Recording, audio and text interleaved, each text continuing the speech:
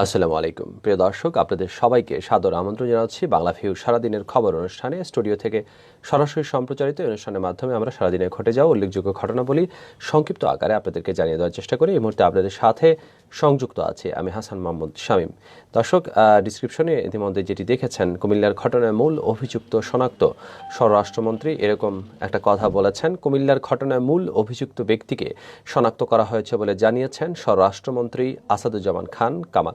তিনি এই সম্পর্কিত একটি প্রতিবেদন করেছে দৈনিক প্রথম আলো, তাদের অনলাইন ভার্সন থেকে আমি আপনাদেরকে একটু পড়ে শোনানোর চেষ্টা করছি।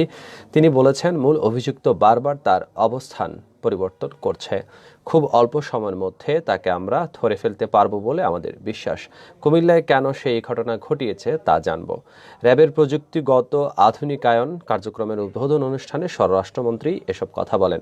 আজ মঙ্গলবার দুপুরে রাজধানীর কর্মীটোলায় র্যাব সদর দপ্তরে এই অনুষ্ঠান হয়। স্বরাষ্ট্রমন্ত্রী বলেন, কুমিল্লার ঘটনাকে কেন্দ্র করে চাঁদপুরে কিছু উগ্র মানুষ হিন্দু সম্প্রদায়ের একটি উপাসনালয়ে ভাঙচুরের চেষ্টা করেছে। সেখানে পুলিশকে পরিস্থিতি মোকাবেলায় হিমশিম খেতে হয়েছে। সেখানে মানুষ মারা গেছেন চারজন এবং আরও একজন মেডিকেলে মারা গেছেন। স্বরাষ্ট্রমন্ত্রী আসাদুজ্জামান খান প্রশ্ন করেন, কেন এই হত্যাকাণ্ড, কেন এই মৃত্যু, কার উদ্দেশ্য সফল হওয়ার জন্য এইসব মৃত্যু।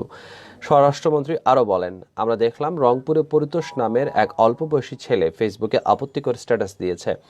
সেটা কেন্দ্র করে সহিংসতা। আমাদের পুলিশ বাহিনী তার বাড়িঘর রক্ষায় সর্বত্র চেষ্টা করেছে, তাকে গ্রেফতার করা হয়েছে, কিন্তু ইতিমধ্যেই তার পাশের গ্রামে অগ্নিসংযোগ, লুটপাট, ভাঙচুর করা হয়েছে। এটা আমরা নিন্দা জানাচ্ছি।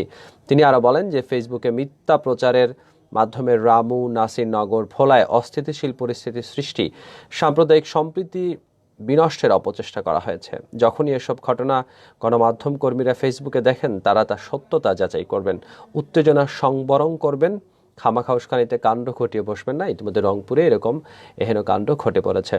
স্বরাষ্ট্রমন্ত্রী আরও বলেন, স্বার্থান্বেষী একটি মহল অপপ্রচার এবং উস্কানিমূলক প্রচারণা করে যাচ্ছে। বিভিন্ন সময় ঘটে যাওয়া নৃশংস ঘটনা ভিডিও ফুটেজ ব্যবহার করে তার সাম্প্রতিক সময়ে সাম্প্রদায়িক সম্প্রীতি বিনষ্টের চেষ্টা চালাচ্ছে। গত 16 মে রাজধানীর পল্লবীতে একটি নৃশংস হত্যার ঘটনা ঘটে। দুই যুবক একজনকে চাপাতি দিয়ে নৃশংসভাবে কুপিয়ে হত্যা করেছে। সেই ঘটনার ভিডিও ফুটেজ ক্লিপ আকারে প্রচার করে একটি মহল বলছে, যাকে কোপানো হচ্ছে তিনি নোয়াখালীর যতন সাহা। বিষয়টি খুবই দুঃখজনক, ন্যাক্কারজনক এবং অমানবিকও বটে। স্বরাষ্ট্রমন্ত্রী বলেছেন, যারা এই ধরনের অপপ্রচার চালিয়ে ফায়দা লুটার চেষ্টা করছে, তাদের হুঁশিয়ার করে দিচ্ছি, তাদের অবশ্যই খুঁজে বের করা হবে, তাদের জবাব দিতেই হবে। তথ্য প্রযুক্তির সর্বোত্তম এবং সার্বিক ব্যবহারে র্যাব ফোর্সের সব ব্যাটালিয়ন এবং ক্যাম্প পর্যায়ে বিস্তৃত করার লক্ষ্যে র্যাবের প্রযুক্তিগত আধুনিকায়ন শীর্ষক কার্যক্রমের উদ্বোধন করা হলো। অপরাধীদের শনাক্ত করতে র্যাব আরও এক ধাপ এগিয়ে গেল। তিনি বলেন, স্বরাষ্ট্রমন্ত্রী, আমি প্রত্যাশা করব সুযোগ সুবিধার ব্যবহারে র্যাব আরও কার্যকরী ভূমিকা পালন করবে। দর্শক, আপনারা ইতিমধ্যেই অবগত আছেন যে দুর্গাপূজা চলাকালীন সময়ে কুমিল্লার একটি জায়গাতে যেটি ঘটেছিল আর কি, সেই ঘটনার পরিপ্রেক্ষিতে কিন্তু দেশ জুড়ে সাম্প্রদায়িক যে মানুষের মধ্যে যে সৌহার্দ্য ছিল, যে মিলমিশ ছিল, সেইটা কিন্তু একদমই বন্ধ হয়ে গিয়েছিল এবং মানুষের মধ্যে একটা উদ্বেগ লক্ষ্য করা গিয়েছিল এবং সেই পরিস্থিতি সামাল দিতে সরকার সর্বাত্মক চেষ্টা চালিয়ে যাচ্ছে এবং তারই পরিপ্রেক্ষিতে বলা হচ্ছে যে কুমিল্লার ঘটনা যুক্ত তাকে শনাক্ত করা হয়েছে, তবে তার বারবার অবস্থানের পরিবর্তনের ফলে তাকে ট্রেস করা যাচ্ছে না, তবে খুব শীঘ্রই তাকে গ্রেফতার করা হবে। আমরাও চাই এরকম হীন কাণ্ড যারা ঘটিয়েছেন, তিনি যে ধর্মেরই হোক না কেন, তাকে যেন অবশ্যই গ্রেফতার করা হয়। এবং কেন এই ধরনের কাণ্ড ঘটিয়ে আসলে বাংলাদেশে মানুষের মধ্যে অস্থিরতা ছড়িয়ে দেওয়া মৃত্যু হয়েছে। সিলেটের খাসিটুলায় এরকম একটি ঘটনা ঘটেছে আজকে। মায়ের মৃত্যু 6 ঘন্টার মধ্যে মারা গেছেন ছেলে। সোমবার রাত 2টার দিকে সিলেট নগরের ঘাসিটুলা বনকলাপাড়া এলাকায় এমন একটি ঘটনা ঘটে। এখন ওই পরিবারে শোকের ছায়া নেমে এসেছে। স্বাভাবিকভাবেই সেটি আসলে খুবই দুঃখজনক ঘটনা। মায়ের দাফন কাফনের প্রস্তুতিকালে যিনি ছিলেন সিলেট নগরীর 10 নং ওয়ার্ড ছাত্রদলের সাবেক আহ্বায়ক মুজিবুর রহমানের মা সোমবার রাত 8:30টার দিকে মারা যান। মায়ের দাফন কাফনের প্রস্তুতি চলাকালে রাত 2টার দিকে হঠাৎ অসুস্থ হয়ে পড়েন সাবেক ছাত্রদল নেতা মুজিবুর রহমান। তাকে দ্রুত হাসপাতালে নিয়ে গেলে কর্তব্যরত চিকিৎসক মুজিবুর রহমানকে মৃত ঘোষণা করেন। মুজিবুর রহমান সিলেট জেলা আইনজীবী সমিতির সদস্য অ্যাডভোকেট লাকি আক্তার এবং তরুণ সংগঠক জালাল উদ্দিন শামীমের ভাই। নিহত মা ছেলের জানাজার নামাজ মঙ্গলবার বাদ জোহর নগরীর ঘাসিটুলা লামাপাড়া জামে মসজিদে অনুষ্ঠিত হয়েছে। আজকে হঠাৎ করে সংবাদ সম্মেলন ডেকেছিলেন সিলেট সিটি কর্পোরেশনের মেয়র আরিফুল হক চৌধুরী এবং সেই সংবাদ সম্মেলনে তিনি যে অভিযোগটি করেছেন, লন্ডনে বসে দেশদ্রোহী সংবাদ সম্মেলন করার একটা অভিযোগ তিনি করেছেন। চলতি বছরের জুলাই মাসে তিনজন নির্বাহী ম্যাজিস্ট্রেটের উপস্থিতিতে নগরীর সুবহানী ঘাটে বেদখল হওয়া 25 শতক জায়গা উদ্ধার করেছিল সিলেট সিটি কর্পোরেশন। এ সময় অভিযান চালিয়ে ভূমিত্ব দখলদারদের অবৈধ স্থাপনা উচ্ছেদ করে সীমানা চিহ্নিত করা হয়। এর 4 মাস পর বিষয়টি নিয়ে সোমবার স্থানীয় সময় রাত 9:30 যুক্তরাজ্যের হোয়াইট চ্যাপেলের একটি রেস্টুরেন্টে এই সংবাদ সম্মেলন করেন ওই জায়গার মালিক দাবিদার, যিনি প্রবাসী আনিসুল হক। সংবাদ সম্মেলনে তিনি 25 শতক জায়গা তার পিতার ক্রয় সূত্রে পাওয়া বলে দাবি করে সিসিক মেয়র আরিফুল হক চৌধুরী তা অন্যায়ভাবে দখল করেছেন বলে অভিযোগ করেন। যুক্তরাজ্যের সেই সংবাদ সম্মেলনের পাল্টা জবাব দিতে আজকে মঙ্গলবার বিকাল 4টায় নগর ভবনে এক সংবাদ সম্মেলনের আয়োজন করেন সিসিক mayor Ariful Haque Chowdhury.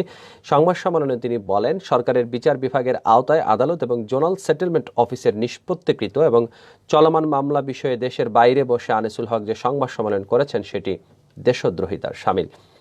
Sylhet city corporation Bangladesh সরকারের একটি গুরুত্বপূর্ণ স্থানীয় সরকার প্রতিষ্ঠান। আনিসুল হক ভিন দেশে বসে সংবাদ সম্মেলনের অর্থ হচ্ছে তিনি গণমাধ্যমে এবং অনলাইনের মাধ্যমে ব্যবহার করে দেশ এবং সরকারের বিরুদ্ধে অপপ্রচার চালাচ্ছেন।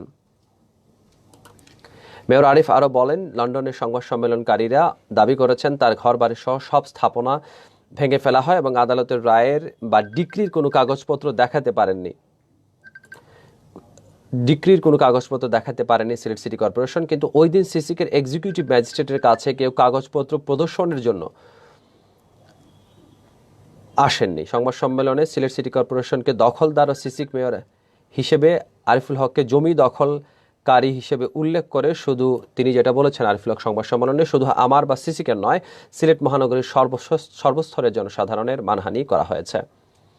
এবং এই যেটি ভূমি উদ্ধারের ঘটনা সেটা কিন্তু আমরা বাংলা টেলিভিশনের মাধ্যমে আপনাদেরকে দেখানোর চেষ্টা করেছিলাম এবং তখন জানিয়েছিলাম যে বিপুল পরিমাণ বেহাত হয়ে যাওয়া সম্পত্তি সিলেট সিটি কর্পোরেশন উদ্ধার করেছে এবং সেই বেহাত হয়ে যাওয়া সিলেট সিটি কর্পোরেশনের সম্পত্তিটুকুর যিনি মালিক দাবিদার ছিলেন তিনি যুক্তরাজ্যে বসে একটা সংবাদ সম্মেলন করেছেন। সেখানে তিনি মেয়র আরিফুল হক চৌধুরীকে নানাভাবেই কিন্তু তিনি কটূক্তি করেছেন এবং যেটা আরিফুল হক চৌধুরী বলেছেন, আমাকে উদ্দেশ্য প্রণীতভাবে জমি দখলে নেতৃত্ব দানকারী, ফিল্মি স্টাইলে অভিযানকারী, নাগরিকদের অধিকার হরণকারী ইত্যাদি বলে আখ্যায়িত করে আমার মানহানি তথা সিলেট মহানগরবাসীর মানহানি করা হয়েছে। তিনি আরও বলেন, জনগণের রায়ে নির্বাচিত হয়ে স্থানীয় সরকার প্রতিষ্ঠান সিলেট সিটি কর্পোরেশনের মেয়র কাউন্সিলর হিসেবে নাগরিকদের সেবা প্রদানই আমার দায়িত্ব। আমরা আমাদের সাধ্যমতো সেই চেষ্টায় চালিয়ে যাচ্ছি। আপনাদের নিশ্চিত করতে চাই, শুধু প্রবাসী নয়, সিলেট মহানগরীর কোনো নাগরিকের কোনো রকম ক্ষয়ক্ষতি হোক এমন কোনো কাজ আমরা করব না। লন্ডনে বসে উদ্দেশ্যমূলক এমন সংবাদ সম্মেলন করায় তিনি মেয়র এবং তার পরিষদের সকল কাউন্সিলর সহ সিসিকে সকল পর্যায়ের কর্মকর্তা কর্মচারীদের নিন্দা জ্ঞাপন করেন, কারণ মামলা চলাকালীন সময়ে সাবজুডিস বিষয়ে সংবাদ সম্মেলন করা আইনের পরিপন্থী। এ ব্যাপারে তিনি বিস্তারিত প্রতিবেদন আছে সিলেট ভিউয়ে, আপনারা খুঁজলেই সেখানে পেয়ে যাবেন। দর্শক, আপনাদেরকে জানানোর চেষ্টা করছিলাম সিলেট সহ পুরো বাংলাদেশের সর্বশেষ যে চিত্র আছে সেগুলোর খবর আমরা আগামীকাল একই সময় আপনাদের সাথে আবারও সংযুক্ত হবে এবং জানানোর চেষ্টা করব সিলেট সহ পুরো বাংলাদেশের সর্বশেষ খবর। সে পর্যন্ত সবাই ভালো থাকুন, সুস্থ থাকুন, বাংলা ভিউর সাথে থাকুন। খোদা হাফেজ।